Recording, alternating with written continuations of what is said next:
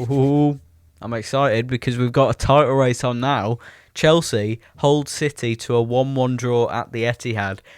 City completely dominated Chelsea. Tons and tons of possession. But Chelsea actually had quite a few chances, and Jackson should have showed that chance. Sterling, who obviously scored the goal, had a lot more chances. But possession isn't everything. And I say this as a West Ham fan. We have no possession, and we've been thrashed the last 3 games. But for Man City, this game, the possession isn't everything. Chelsea holding them to a 1-1 draw, definitely a better point for Chelsea than it is Man City. That is dropped points in the title race. They could have, if they then won their game in hand, gone 1 point clear. Now, if they win it, we're expecting them to win their game in hand. They probably will. It'll be Liverpool 57 points, Man City 56, Arsenal 55. Going into the games, Man City playing Liverpool very soon. There's Liverpool have got their cup final on Sunday. Arsenal soon playing Man City as well.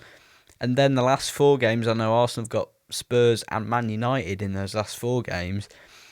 And it's going to be a good title race to see. I thought Man City would just win their 2 games in hand, go 1 point clear.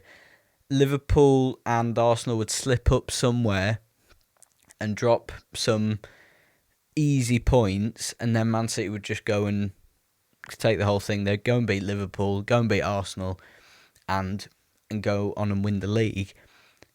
I think this is proving to be a lot tougher than they thought it would be for Man City. A lot of teams do this after coming and winning a treble because I don't know, it's something mentally that must happen, but it's quite hard to come back from winning a treble and just be at your peak again. Rodri with the goal in the 83rd minute, I thought Man City would go on and win it, but Chelsea just defended for their lives and managed to get a point out of it. Sterling really took his goal well. I think Sterling, he's scored, was it every time now? Every time he's come back and played Man City, he's scored. So it just had to be him, didn't it? Didn't hold back from celebrations because why would he? You know. And Chelsea, there's a lot of pressure off Pochettino now, actually. They've won their last 2 games 3-1. They're still in the FA Cup. They're in the Carabao Cup final. And now they've drawn to Man City. So there is a bit of pressure off Pochettino. There were people saying that he should be sacked. And it was good they stuck with him. It's good that they didn't think everyone wants him to be sacked. Let's just sack him again and do this same cycle that Chelsea have been doing all the time where they sack, recruit, and then like after a little short bad spell, they just sack again. It's good they didn't do that because now Chelsea are on an upwards trajectory. And cup final, I mean, I said 2-1 Liverpool. That's my prediction. 2-0 Liverpool, sorry. But just being in the cup final, mate, it gives Pochettino a little bit of breathing time and not being worried about getting sacked. He'll definitely stay till the end of the season. But Chelsea need to get into Europe as well. They're still are they 9th or 10th now with that point.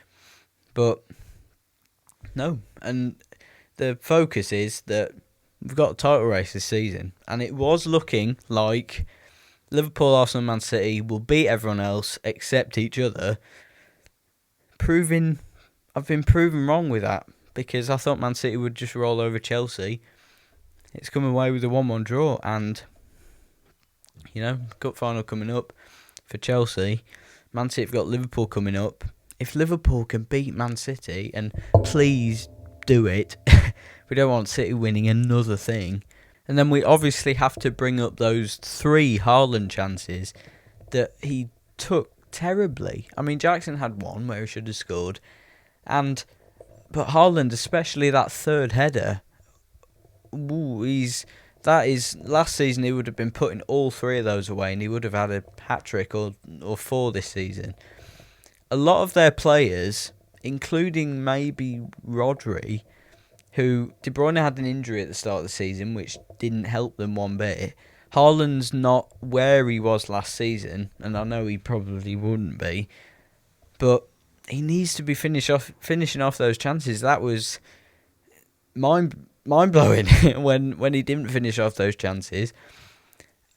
I don't know. I'd still bet on him to go and score 3 in the next game, but that it could be something to think about. Whether is he on like a downfall or something?